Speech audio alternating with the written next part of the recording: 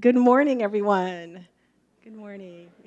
My name is Rosalind Earl Clark, and we want to welcome you to our session today, which is entitled Encouraging Our Undergraduates to Continue Beyond the Baccalaureate, Case Studies from Effective UC Davis STEM Retention Programs.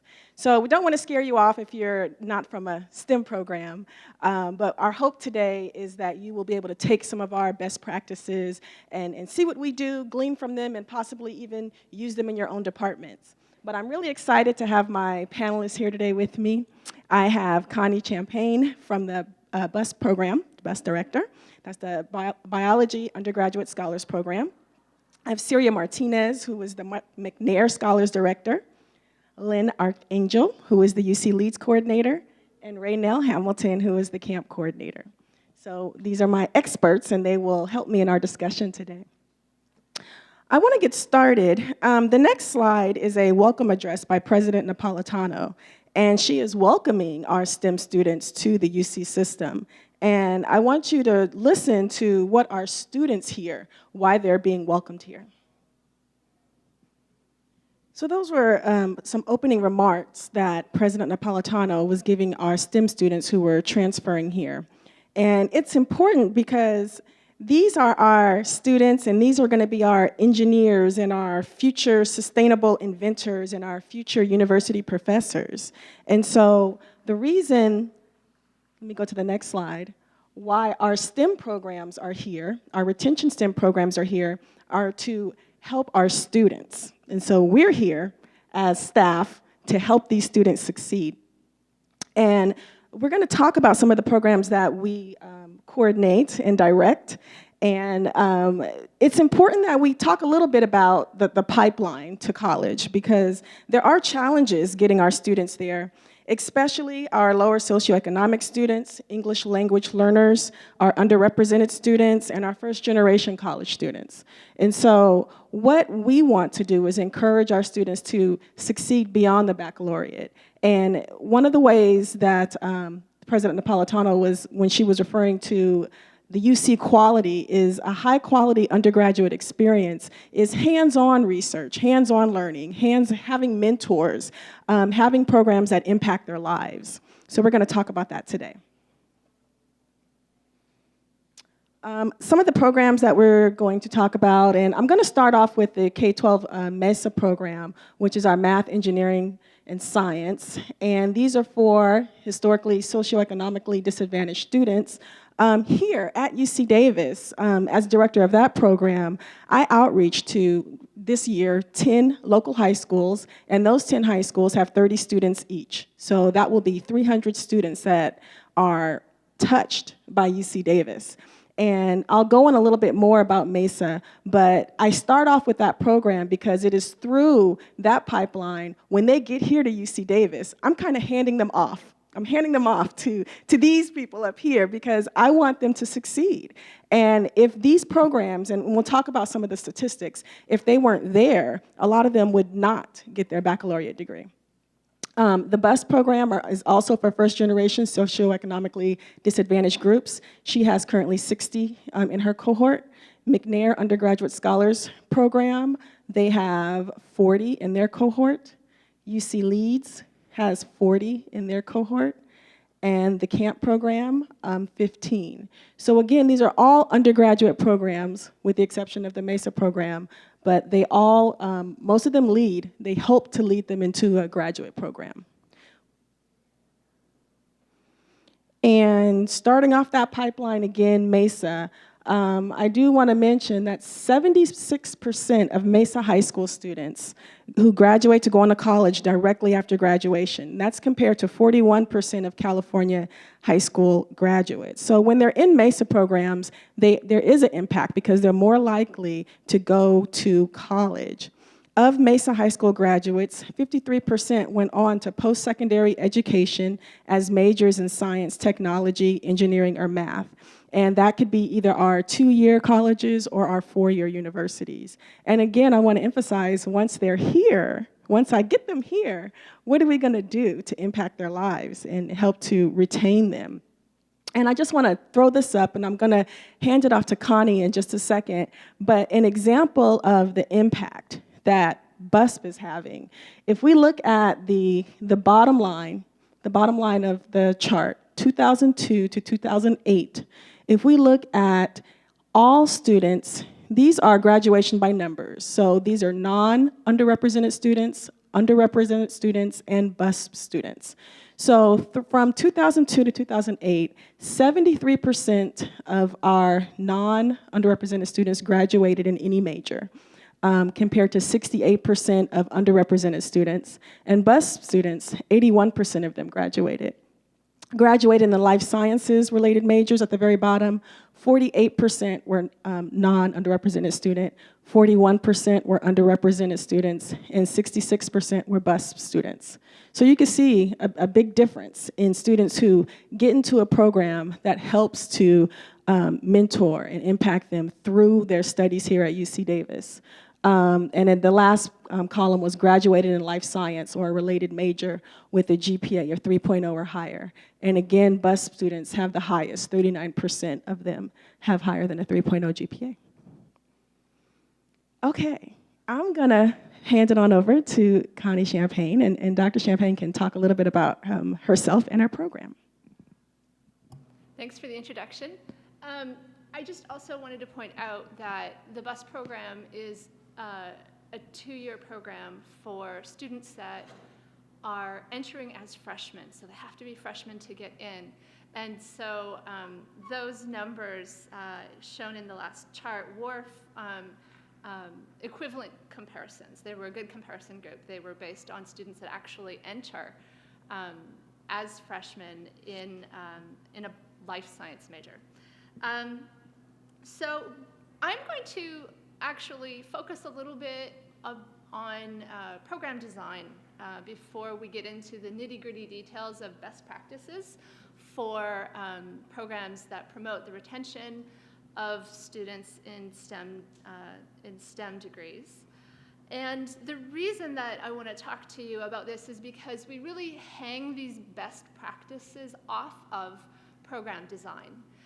So I'm going to focus a little bit, I'm going to have to turn around so I can actually see my slide, on something that is kind of hanging over all programs' heads in a sense. It's funding, but in addition to funding, there are program goals, and then there are the evaluation of programs. And those things are all very interrelated with one another, and they inform each other in terms of programmatic structure. I would also like to talk about sort of the benefits of program stability in terms of overall outcomes. And finally, I'm going to just talk about, just briefly, a little bit about BUSP itself. So if I can have the next slide. Thank you.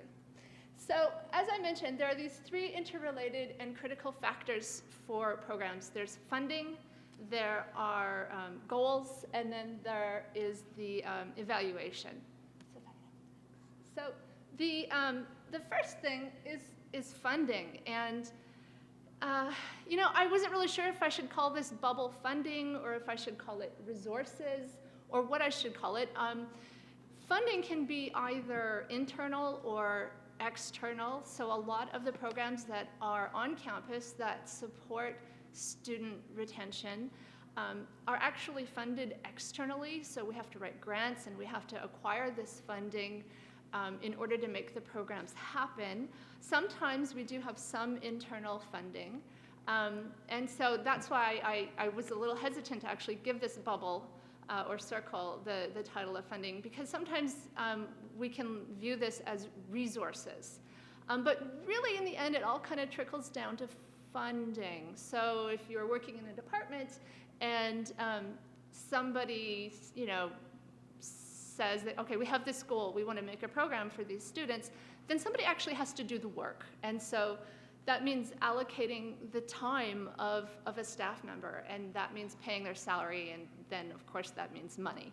So the funding situation plays an important role in the establishment of programs that serve these students.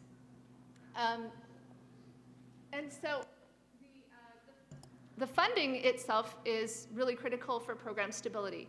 program stability is an important factor in serving students. I'm going to go over that in a couple slides from now, but just very briefly, the stability is important because as these programs grow, they evolve, and we learn from what we've done in the past, and we carry good practices forward. And that's actually why we're able to sit here and talk to you today, is because the programs that we have been working with have been fairly stable and have served students on this campus, some of these programs, for 25 years.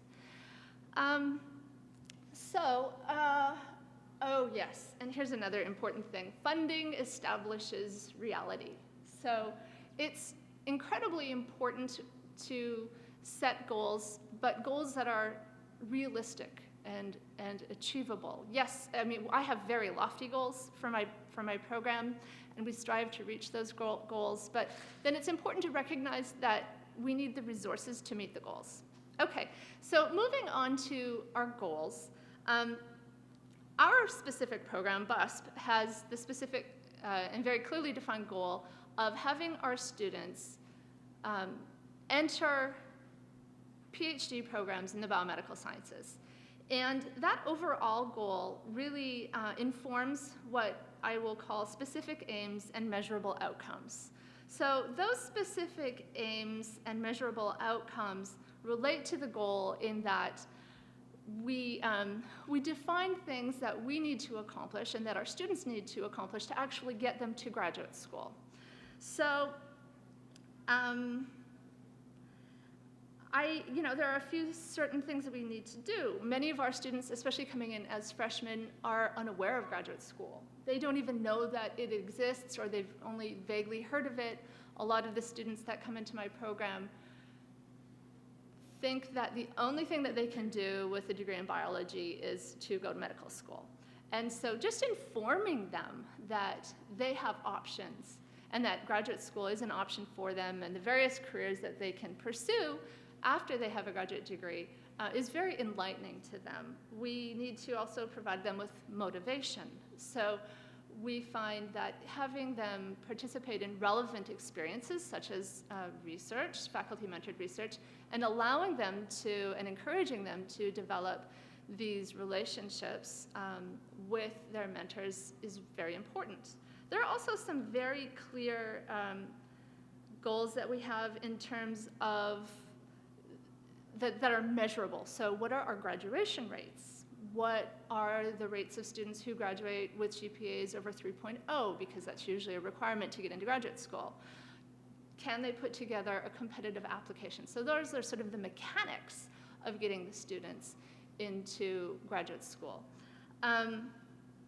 So with those goals, defining what we consider to be success, then we need to be able to evaluate whether or not we're actually meeting the goals, which then, of course, completes the cycle in terms of funding. So especially if you have an external funder, you need to convince them that, yes, you've accomplished what you said you were going to accomplish, and then hopefully you can renew your funding.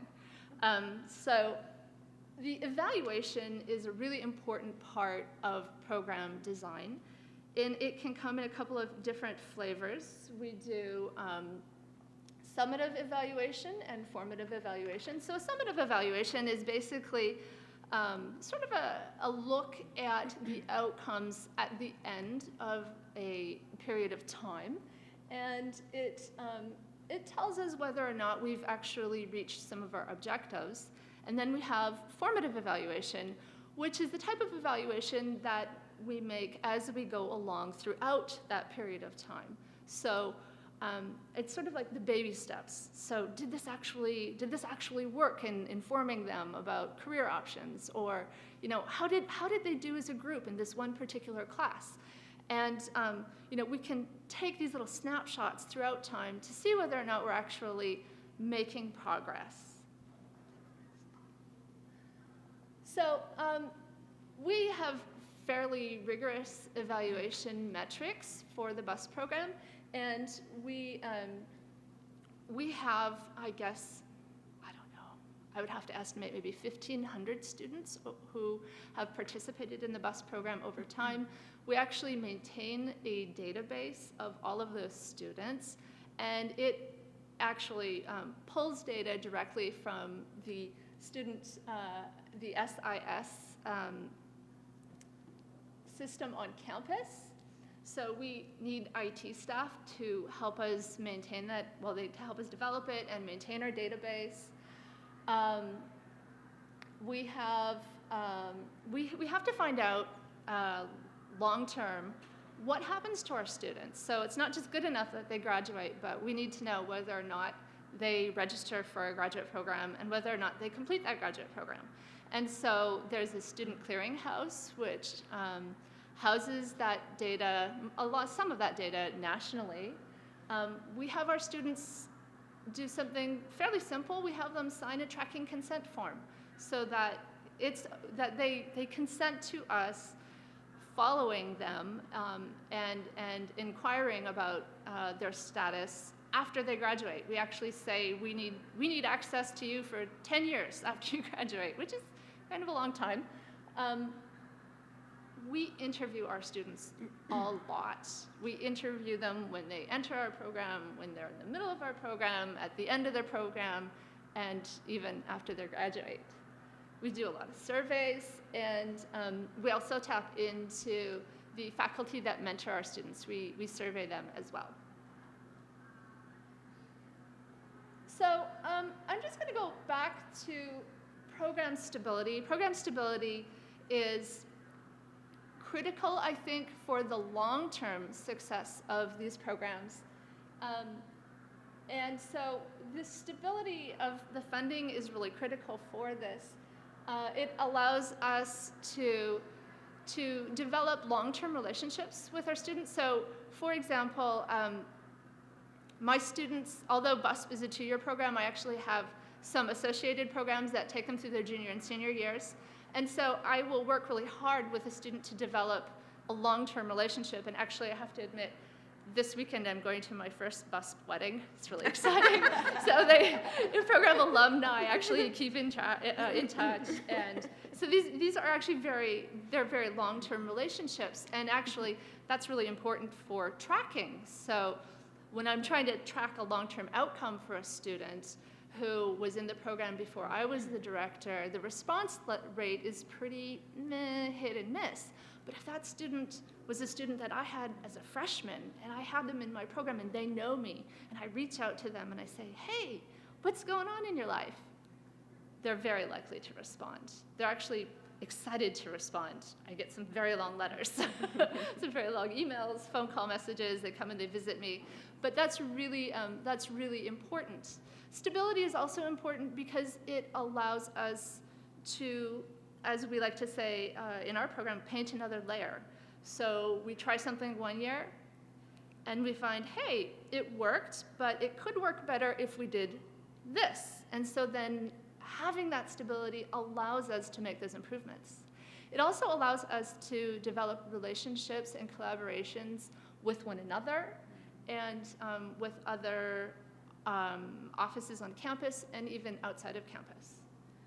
So that stability is important for these type of programs. Okay.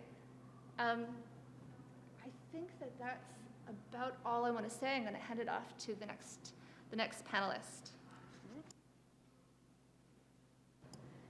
Good morning. My name is Syria Martinez, and I'm the director for the McNair Scholars Program. So I'm going to touch a little bit about, I'm going to go a little bit into the best practices when we're talking about campus collaboratives and how I've joined my program with other programs on campus. We're a very small program, so we have 36 to 40 students. So when we're talking about Mesa, who's working with 300 students, in comparison, we're very small. So we're getting some of those students in our program, and we're part of TRIO, so we get other TRIO students into the pipeline. So that's very important. For me, I've been here about 2.5 years already on campus. I'm also UC Davis alum, so it was very important for me to come back and build those relationships. So I think Connie made a good point about talking about stability. So how do we stabilize the program? Our program, McNair, has had several directors. So as I come here, I try to build those relationships. Luckily, I have UC Leeds, which were both house undergraduate studies, meaning that our funding was actually applied from our dean. So that's our principal investigator on our grants. So we were both housed, although we're serving undergraduate students, we're housed undergraduate studies. And yet my office sits at the Undergraduate Research Center. So that made it a little bit easier for me to form, again, collaborations on campus with other programs. So with Raynell, with camp, because we're both housed in the same place. But it was very important for me at the beginning to start meeting people like Connie. So she's working with students, and there are some students, we've had one student in common so far that she thought, okay, this is a bus student, but I think he would do also great with McNair. So again, we're trying to say, okay, how do we also save money? Because we have limited funding. So one of the things that we had came up with was, okay, the student cannot double dip because we both pay students money to do research. So we say, you pay half, I pay half. And what are some services that we're offering that you're not offering? And talking about student panels. So we have, depending on the cohort for that year, we sort of evaluate, again, what are the needs of this cohort? So what can we offer? One of the things that we offer is graduate student panels, asking students on campus to come and serve on these graduate student panels and share their experience about what is it like to be in graduate school and how did you get there. So I've collaborated with all of the programs here on the table and others that are not here. For example, I don't know if you guys have heard of I Am STEM Hub, and that's something fairly new on campus with Dr. Ana Corbacho works with that program. So we've collaborated with her as well to actually get the student panels and all of their students and our students all come together to pretty much sit in the same room and listen to these students. So instead of doing the same thing over and over, because all of our students sort of require some of the same student panels, then we get together. And again, this is a way for our students to network. One of the things that we know and we try to do is let our students know that it's very important to network. You're forming a big network here. So bringing our programs together has worked in allowing our students to do that, as well as for ourselves to be able to talk about what are you guys doing in your program and how can we collaborate. Another thing is our students require GRE workshops. So once again, we've had, we've already paid. We have a graduate student who teaches our GRE workshops throughout the whole year for our students. So we've had other programs, and I know with Raynell and her students that are here, she's asked, can our students sit in? Where I'm like, that's fine. We already paid somebody to teach these workshops, so why don't you bring your students in? And then all she has to do is buy the books, but she's not paying for someone to teach that because it costs a lot of money. So that's one way that another way that we've been able to collaborate. So just in talking about what are the needs for each one of our programs and what are we already doing that we can come together and save money because obviously the funds are limited. Another thing is our orientations. At the beginning of the year, we have a 1 week intensive, which is for our students to do some team building, to getting to know each other, getting comfortable. But again, we've collaborated with other programs on campus.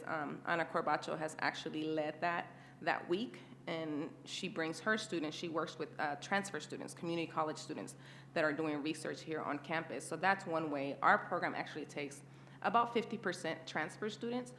So that was one way for us to get to meet her students and actually for them to get to know our students and me as a director and say, you know what, I'm interested in McNair once I transfer here. So that was another way to create that pipeline. Had we not done that, I don't think that we would have access to those students who are already doing research. So if they already come with a little bit of experience, it serves them well once they start our program. So that's another way. Another way for us to keep track of our students has been student quarterly reports. Because our students are already doing research throughout the year, one of the things that we've done is they have to fill out a quarterly report letting us know what have they accomplished for the quarter, but then at the end, and what were their goals and what future, things that they want to accomplish for the rest of the year. But their mentor, each student has a faculty mentor. So the mentor has to sign off on it. So they have to let us know, yes, they accomplished that, or here are our goals for the following quarters.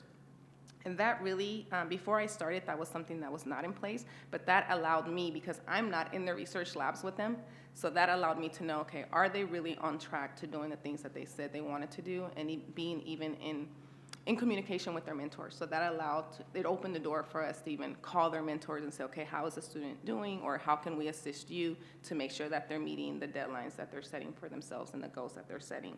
And during the summer, we have weekly reports. So it's a little bit more intense during the summer because they're going to be preparing to present their research at other conferences. One specifically is at UC Berkeley. So for us, we need to know that they're staying on task.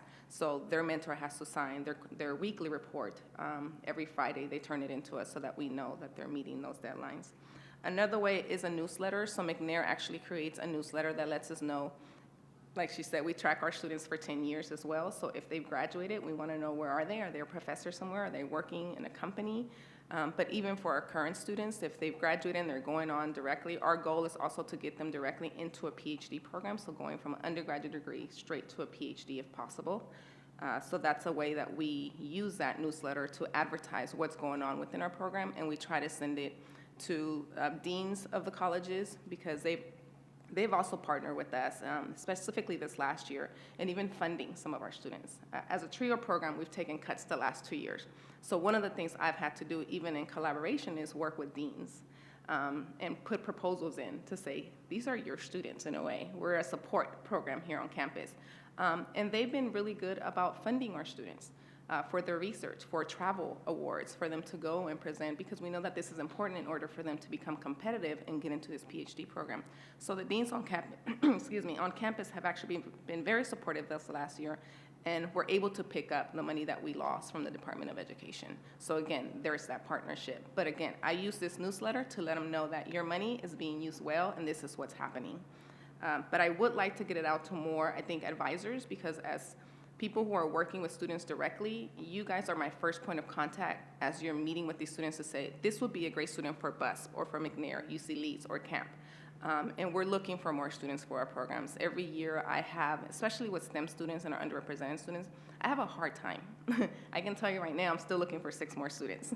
So if you have any, please send them our way. But you guys are that first point of contact to let us know. So again, we're trying to form collaborations even with our advisors here on campus. And because we have some of your students, we want to be able to have someone on campus that we can call directly and say, you know what, you need to go see such and such person at this department. And that works really well for our students, for us to be able to make direct referrals instead of just saying, go see someone in the College of Ag or whatever. So that's a lot better. College credit-bearing seminars, we actually offer 3 seminars. 2 of them are divided for the GRE, and 1 is their research seminar. So we offer 2 units of credit. So if our students register during the year, because it is a lot, they're taking their regular course load, and on top of that, they're taking these additional seminars. So we do give them credit for that so that they can not have a real heavy load, but it can be manageable. So that's another way. And again, we've had some other programs who have asked if their students can sit in the GRE seminars or the research seminar, and they're more than welcome to, because we have, graduate studies has been kind enough to give us 3 graduate students that work and teach in these seminars. So we already have somebody who's teaching it, so why hire somebody else when they don't have the money to do it? So they're more than welcome to collaborate with us in that way as well. So I think that's all I want to say, and we'll come back to questions. Good morning. I'm Lynn Archangel. I know we're getting kind of close to time, and I want to allow time for questions afterwards, so I'll be kind of brief. So Connie mentioned a lot about the alumni tracking piece. So all of our programs do that. We have to do reporting to whomever we're receiving funding from. So for UC Leeds, again, also a 2-year program. It's actually 10 students that I serve, and it's a smaller group because we require them to do research for 2 summers. So we pay them a pretty hefty stipend for two different summers. So therefore, we've got a smaller budget and therefore a smaller cohort. So UC Leeds is funded by UC Office of the President. So we do all our reporting to them.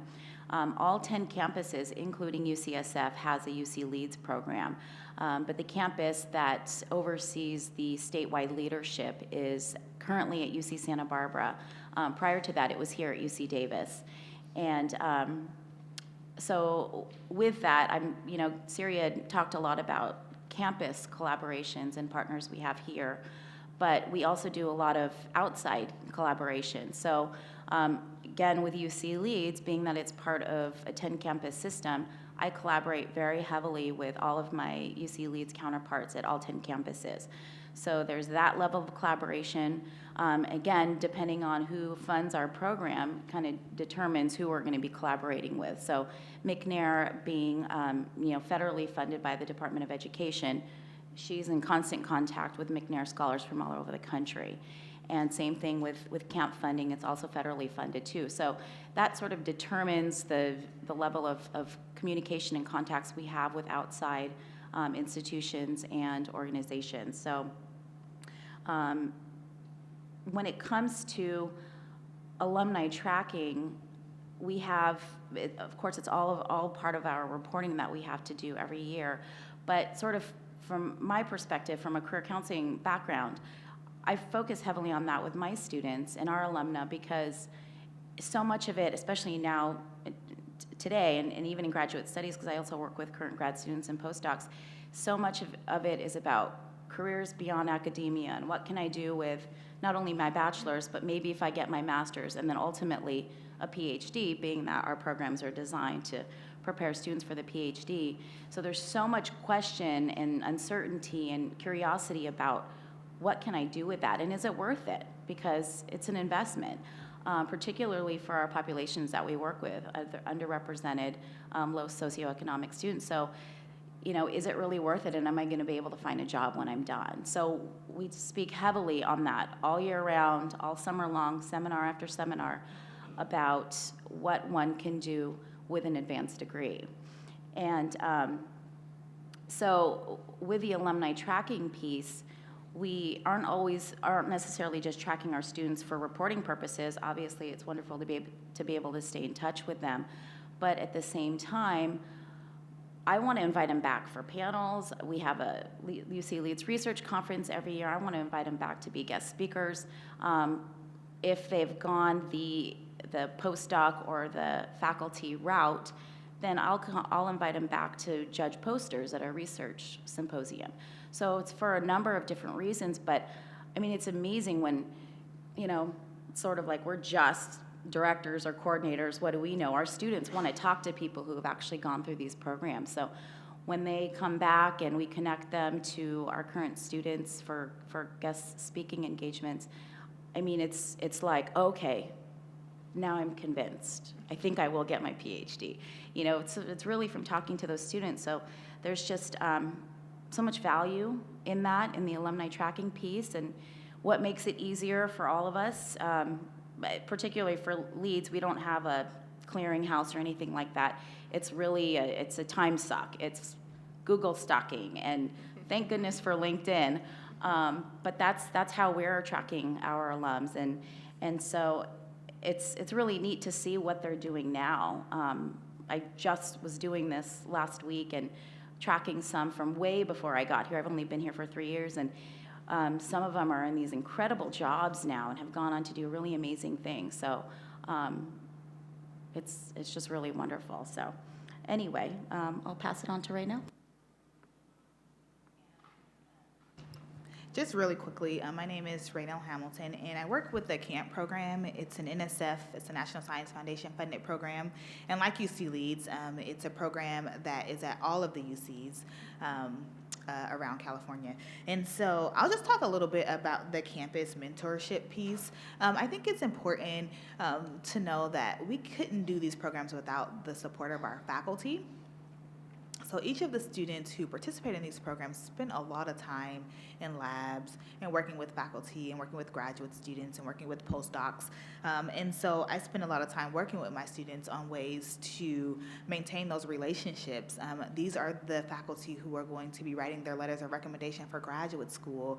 These are the people who are creating mini-me's, so to say. And so I spend a lot of time working with students on building those relationships with faculty because it's very important. One of the things that I do in camp is I encourage students to find their own mentors. In the past, students have been matched up with faculty, and sometimes that works, but a lot of times it doesn't. And so I spend a lot of time supporting the students and finding research that's interesting to them, that's exciting to them, finding opportunities where they will be actually mentored in the lab.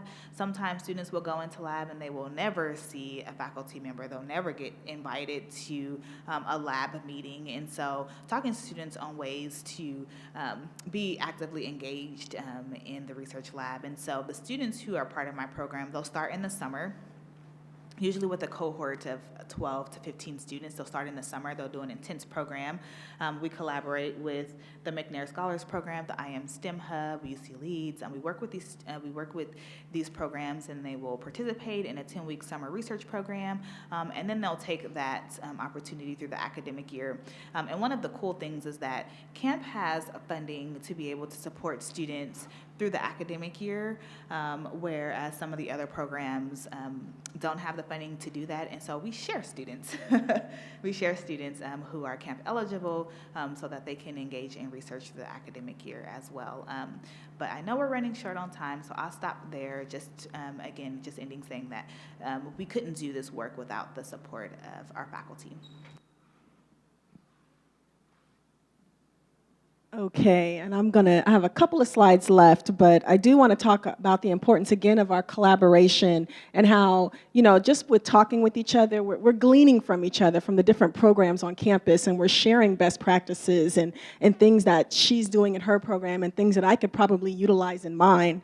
The next piece we were talking about was marketing, actually, because we were interested in doing a lot more outreach. And so when we do outreach, we have to find a way to do collaborative marketing. So I'm just going to show just a minute of 2 clips for you.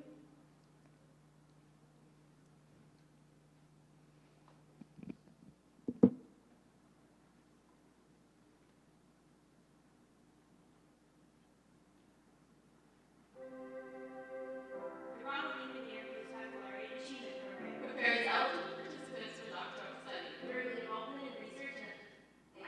We present conferences. We will take PhDs. We foster a scholarly leader community. We write and publish research articles. The goal is to increase the attainment of PhD degrees. By students from underrepresented sectors of society. I am prepared. I am prepared. I am prepared.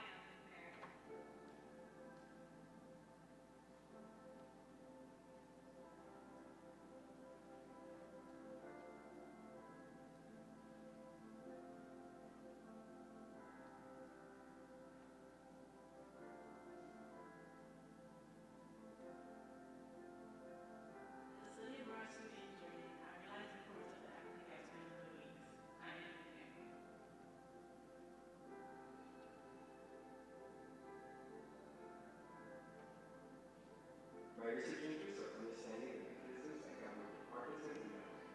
I am ready.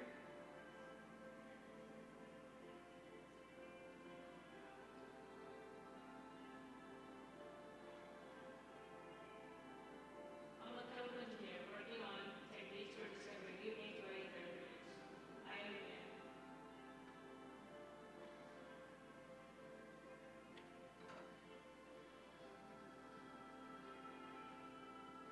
My interests include research in diabetes, so I can return to my United community and help them there. I am a complete man.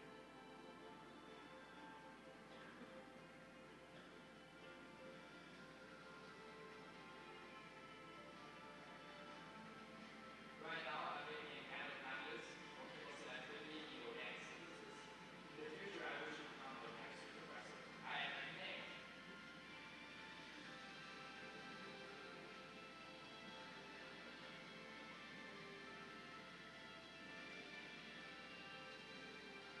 I'm interested in maternal and fetal health.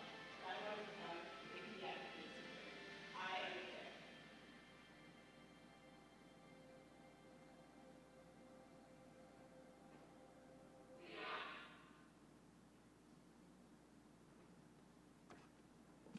So that was the McNair piece, and also going to show a brief clip from the Mesa marketing piece that we are.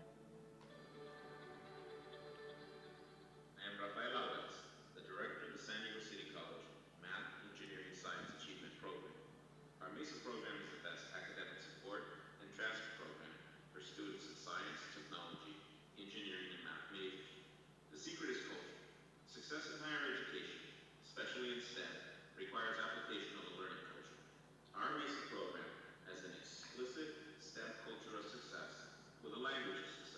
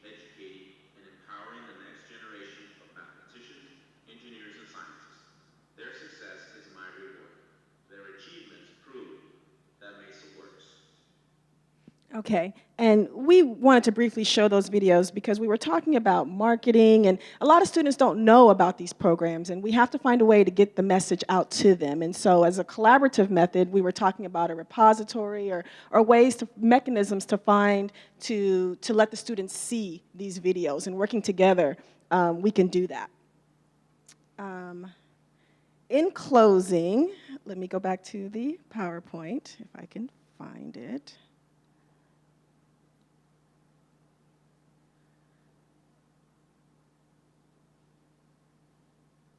If it wants to come up. But anyway, in closing, we were talking about future implications and about how we can intervene by giving more seats, there it is. Increase the number of seats in STEM retention programs can lead to giving students and skills the research tools needed for success in graduate school, and this in turn increases the doors of opportunity.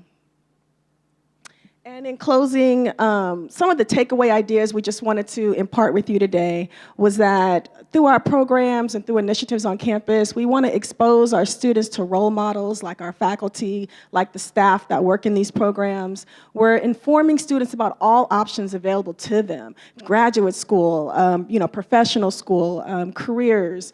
And so we want to make sure that they know all of these options and give them real-world exposure, whether that's through internships and meeting new people and intersecting with other programs and students. And we want to provide them with encouragement that they can do this, that they can be successful. Again, a lot of the students that we mentioned before, first-generation college students, they don't know what lays ahead for them. And so we want to make sure that we're providing them with the encouragement and the academic preparation. That is so critical. A lot of them, again, don't know what lie ahead at a UC, a Research One institution, and we have to make sure that they are prepared to meet these challenges. Okay, we have to wrap up. And again, you can see the social skills and retaining students through to graduation, which is our #1 foci here. So if there's any questions, we will gladly take them, but I think we're running out of time. Sylvia.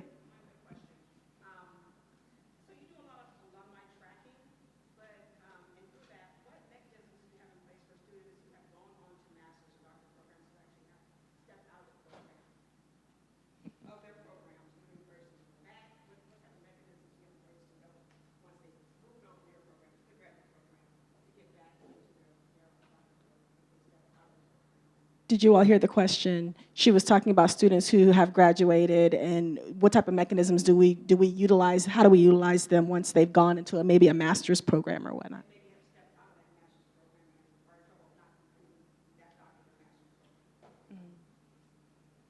I'll try to answer that question.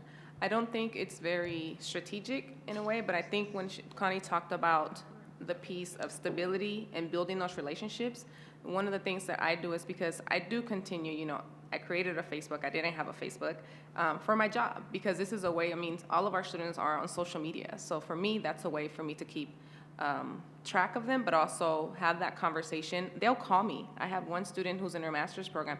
They feel comfortable enough because we've built that relationship for 2 years, where I told them, one of the things that they'll say is like, seems like all of my business is your business.